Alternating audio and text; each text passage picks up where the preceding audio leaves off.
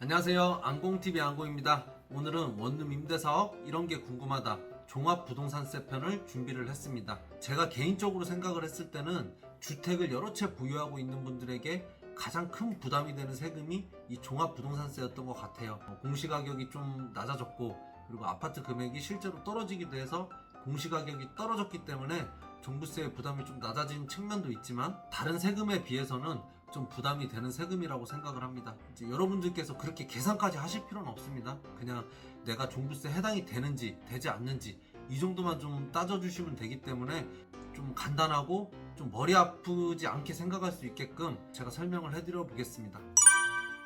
종부세는 국세이면서 보유세입니다. 그리고 부과 기준일은 재산세와 마찬가지로 매년 6월 1일자로 등기상 소유자분이 종부세를 납부하게 됩니다. 재산세는 7월과 9월 달에 내는데 이 종부세는 12월 달에 내게 됩니다. 이제 몇 개월 안 남았죠. 2달밖에 안 남았기 때문에 주택 보유가 많으신 분들은 이 종부세를 좀 준비를 하셔야 될 것 같습니다. 그리고 종부세는 인별과세입니다. 양도세는 그게 안 되잖아요. 남편분이 아파트를 한 채 갖고 있고 그 와이프분이 아파트를 한 채 갖고 있는데 이 두 채 중에서 한 채를 팔게 된다면 1세대 1주택 비과세 혜택을 볼 수가 없습니다. 세대 합산으로 주택수를 계산을 하기 때문에 이제 비과세 혜택을 받을 수 없는데 이 종부세는 좀 개념이 다릅니다. 각각의 명의로 갖고 있는 그 부동산에 대해서 과세가 되는 거기 때문에 부부지간의 명의를 잘 활용을 하면 종부세를 절세를 할 수가 있습니다. 자, 그럼 어떤 사람들이 이 종부세를 내냐? 재산세하고는 좀 다릅니다.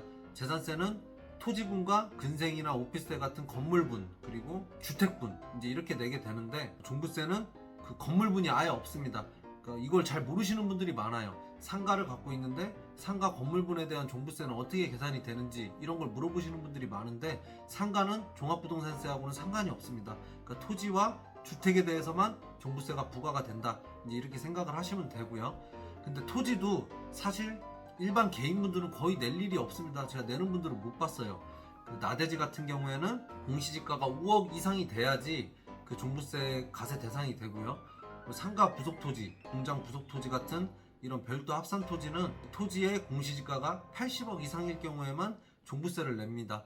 보통은 법인이나 뭐 대기업 그런 곳에서 이제 이런 세금을 내게 되는 거고요.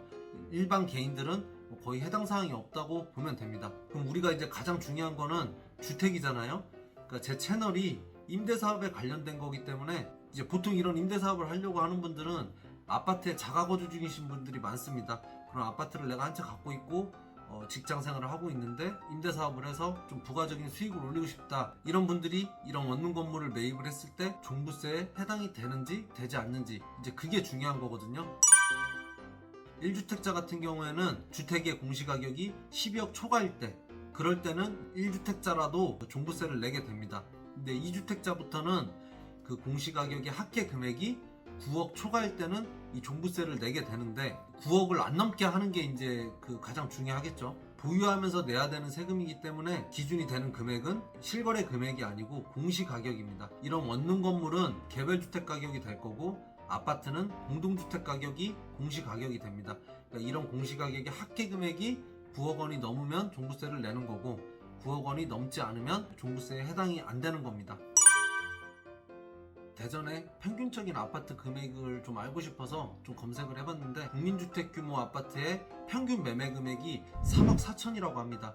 그럼 이런 3억 4천만 원짜리 아파트에 공시가격이 있을 거 아니에요? 원래는 이 공시가격을 현실화시키겠다고 해서 점진적으로 올린다고 했었는데 이번 정권이 바뀌면서 공시가격을 좀 낮추기도 했고 실제로 아파트 금액도 많이 떨어졌기 때문에 매매 금액의 한 60에서 65% 정도가 일반적인 것 같아요.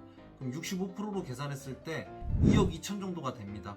그럼 2억 2천짜리 아파트를 내가 한 채 갖고 있고 임대사업을 하기 위해서 다중주택이나 다가구주택을 매입하려고 한다. 이런 분들이 이제 종부세에 해당이 되는지 안 되는지를 한번 알아봐야겠죠. 제가 얼마 전에 거래를 했던 건데 한 4개월쯤 됐습니다. 그 대전 서구에 있는 건물인데 실제 매매 금액은 13억 8천만 원이었습니다. 이 건물의 그 공시가격은 23년 1월 1일 기준으로 했을 때 3억 2,700만 원입니다. 그러니까 매가가 13억 8천인데 공시가격은 3억 2,700이면 많이 낮잖아요. 그러니까 아파트보다도 그 공시가격과 실제 거래금액과의 차이가 훨씬 더 많습니다. 3억 2,700밖에 안 되기 때문에 내가 아파트를 한 채 갖고 있고 이런 다중주택을 하나 매입한다고 해도 9억 원 이하가 됩니다. 그럼 당연히 종부세 해당이 안 되겠죠. 그리고 제가 작년 말쯤에 거래를 했던 건데 이거는 실거래 금액이 13억 4,500만 원이었습니다. 근데 이게 그 공시가격을 보니까 3억 8,600만 원이 나와요.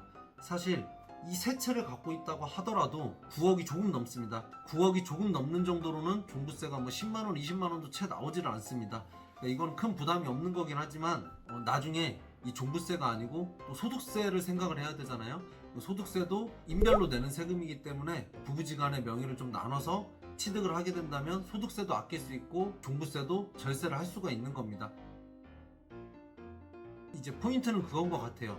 종부세에 해당이 되는지 되지 않는지, 이런 개별주택 가격, 공시가격이 여러분들이 생각하시는 것보다는 좀 낮은 편이기 때문에 실제로 큰 걱정을 할 필요가 없다, 이제 이렇게 생각을 하시면 됩니다. 여러분들께서 여러 채를 보유를 하게 돼서 9억이 많이 넘어가게 됐다, 이런 경우에는 부동산 계산기 요즘에 진짜 잘 나옵니다. 여기다가 넣어서 계산을 해보셔도 되고 전문가분들의 도움을 받아서 좀 계산을 해보실 수도 있습니다. 9억이 넘을 때 얘기고요. 9억이 넘지 않는다면 종부세는 그냥 머릿속에서 지우셔도 아무 상관이 없습니다. 오늘 촬영은 여기까지 마치겠습니다. 시청해주셔서 감사합니다.